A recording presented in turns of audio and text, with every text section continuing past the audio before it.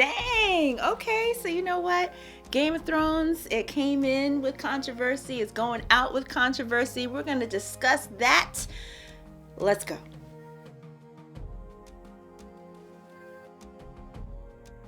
Hey guys, it's Marsha and welcome to Really Seriously For Real. Yes, indeed, Game of Thrones is over. There's no more waiting, there's no more wondering, there's no more anticipating the next trailer coming out or trying to figure out what the next season will be about. The Game of Thrones chapter as we know it has been closed.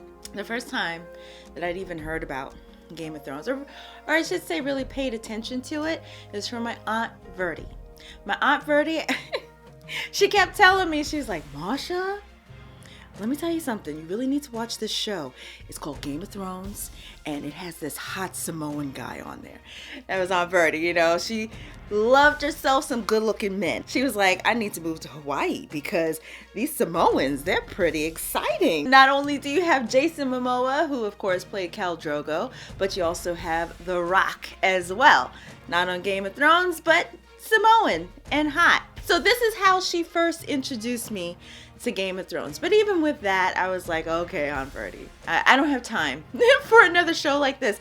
And this just sounds really involved. I didn't start watching with everyone until season 4. Well, one day I decided, it was like a raining day, and I was like, what is that show that Aunt Verdi keeps talking about? I watched the first episode, I was intrigued.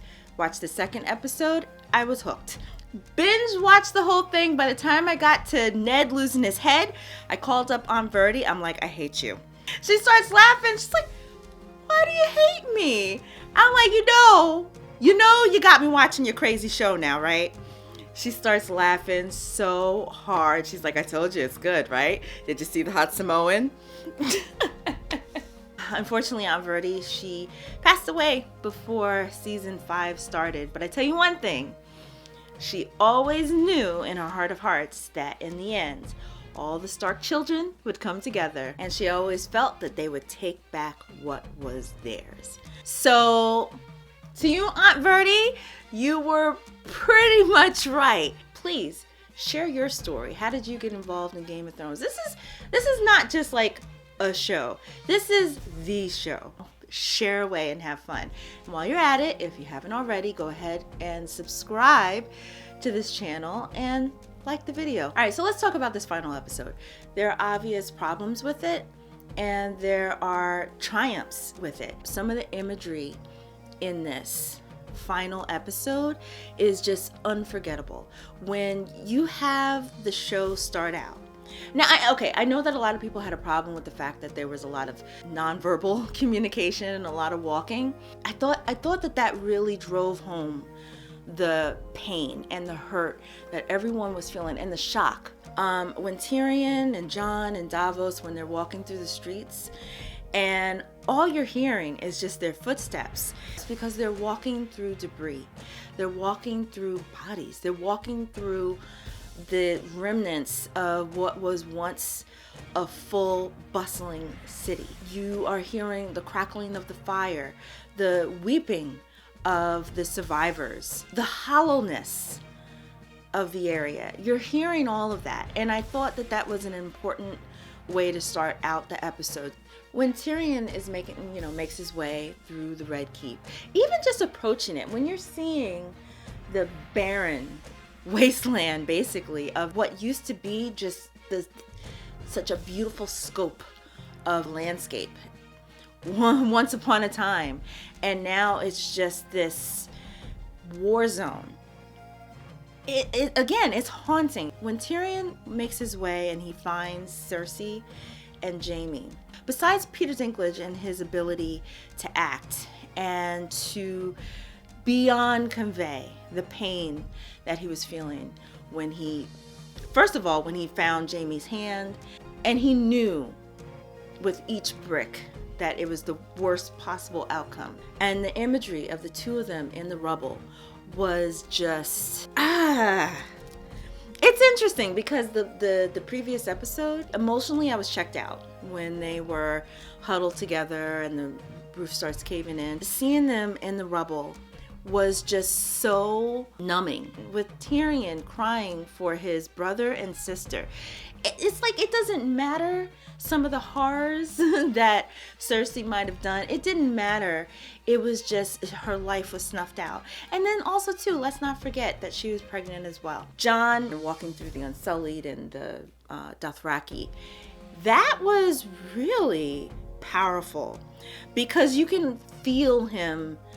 You can feel his mind racing. He's probably rewinding from now all the way back to when he first met Daenerys. He's probably just like, what did I miss? What just happened? He goes up there, and then of course Daenerys swooping in. Powerful. I mean, everybody's talking about this shot.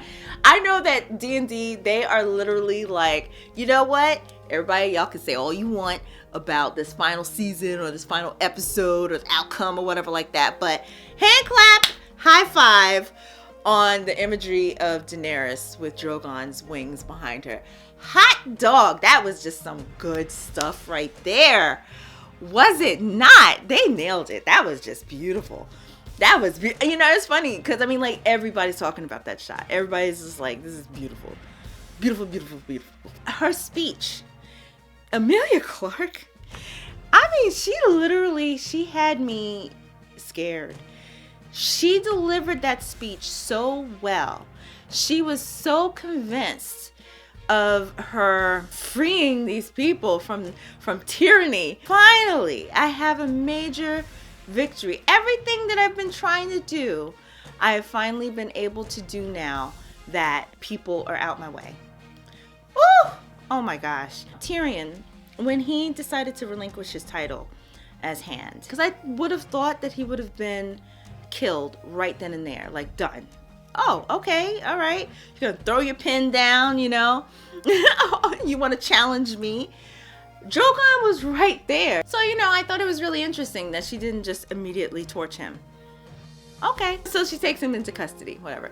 So, the other thing is that Tyrion and Jon, like, they were able to chit chat for a while.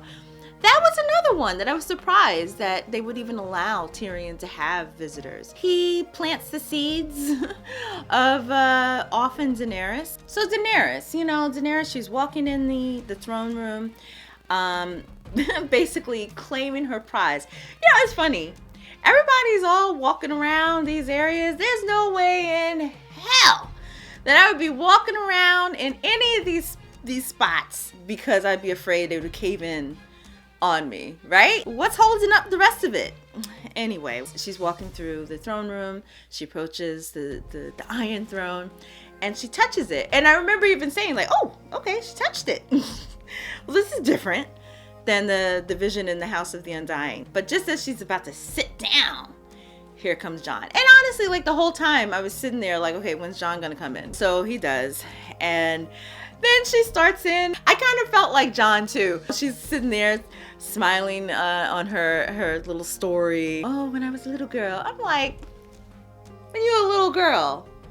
When you were a little girl? Because you just massacred thousands of little girls out there in King's Landing. Like I want to just be like, So I was with Jon when he was just like, do you even see what you did? Do you understand? Did you walk out there? But at the same time though, I was just like, Jon, play it cool, play it cool. I really thought that there would be some sort of altercation. And also too, like, after she did her speech and they took Tyrion into custody and she started to walk away, there was like a big stare between her and Jon Snow. But I mean, that totally came from nothing because she was sitting there shoving her tongue down his throat again. And just like, just be with me, Jon. Just damn it. It's like, come on. It's all good now, right? No, actually it's not because boom, he ends up getting stabby. I have to admit, I didn't feel anything then. That entire scene, it played out to me more like a soap opera. It wasn't that emotional. It happened very fast. I was like, wow, okay, we already killed her? That was quick. So what are we going to do for the rest? Drogon, he comes up and now I'm like, okay, well, this should be interesting. for, Drogon to go after Jon. But he doesn't. He goes after the Iron Throne. Now, this is the part that annoyed me, greatly. It would have made more sense to me if Drogon did try to attack Jon. Not even just attack, but just breathe his fire. And maybe Jon was standing in front of the Iron Throne, and then Jon jumped out of the way. And then Drogon, he's not paying attention to anything. He's just like, right? And his fire ends up melting the throne. But the fact that Drogon just ignored Jon and just started melting the chair, it did not make any sense to me. So that was weird, but whatever. He ends up taking Daenerys and flying off. That whole scene with him nudging Daenerys, Drogon nudging Daenerys, it was beautiful. It was, that was sad. I mean, even our cat, she's not the most affectionate when she is, especially if someone is crying in the house or, is sad or pouty faced or whatever, then Minui, that's her name, she'll come over and she'll just, kind of nudge. It was very sweet watching Drogon nudge Dany and trying to wake her. And so that was sad. And so now this was the part that was just really weird to me, because then it skips to a few weeks later and Tyrion is still in custody. And so I'm like, huh? And so then now you see the council, you see all these folks there, and they're looking for Jon. And so I'm like, well, why is Jon in custody? Jon literally lucked out because Drogon took Daenerys and everything, just flew away. He could have left the Red Keep. He could have been halfway to Winterfell and nobody would know the wiser. Why would anyone even suspect that Daenerys was killed? Or if they saw Jon, hey, have you seen Daenerys? I don't know, she took off with Drogon. Maybe she's gonna go conquer Tarth. I don't know. So that was the thing I thought was just really weird. So I guess Jon confessed. So then the next part of that is the fact that if you know that Jon killed your queen, why is Jon still alive? I mean, it's not like Grey Worm is some lord or dignitary or, a ruler type. He is the muscle. He's the military dude. They just established earlier in the episode, he's no holds barred at this point. He just doesn't care, and that he's just gonna kill to kill, right? So I just thought that just didn't make any sense whatsoever that he would have been like, okay, we're gonna keep Tyrion and Jon alive. No sense whatsoever. So now the other part of it that was weird is when he does bring Tyrion out, instead of feeling like he was Tyrion's captive, it just felt like Tyrion was the one that was running the show. He's sitting there in shackles, but yet he's picking the king.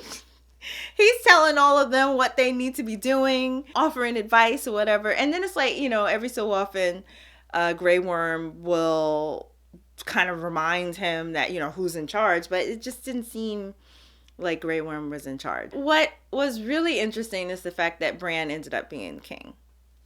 I didn't get it, but whatever. I didn't care. But what I found more interesting is the fact that no one even questioned or was concerned about the fact that Bran was like, why do you think I came all this way?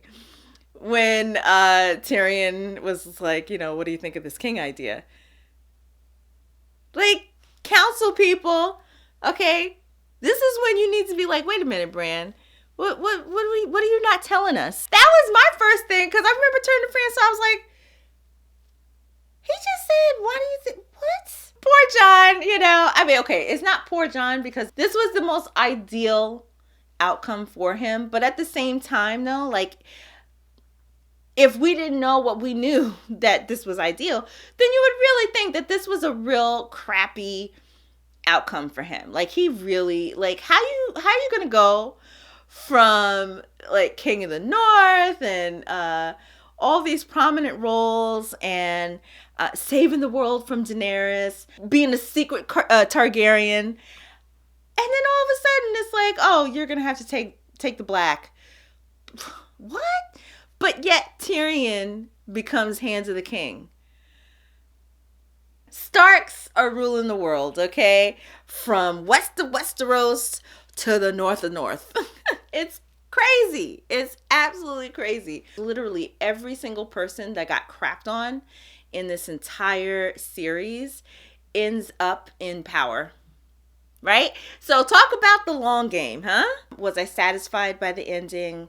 I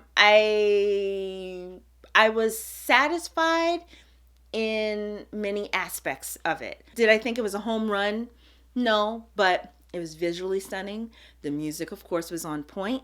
The acting, absolutely beautiful. And the outcome, it still made me happy. So in closing, even though this final season of Game of Thrones wasn't 100%, it still was our closing.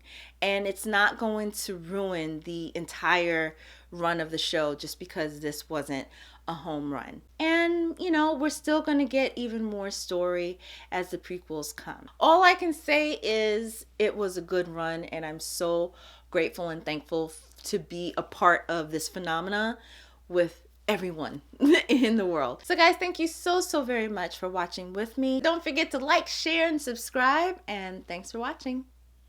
Until next time.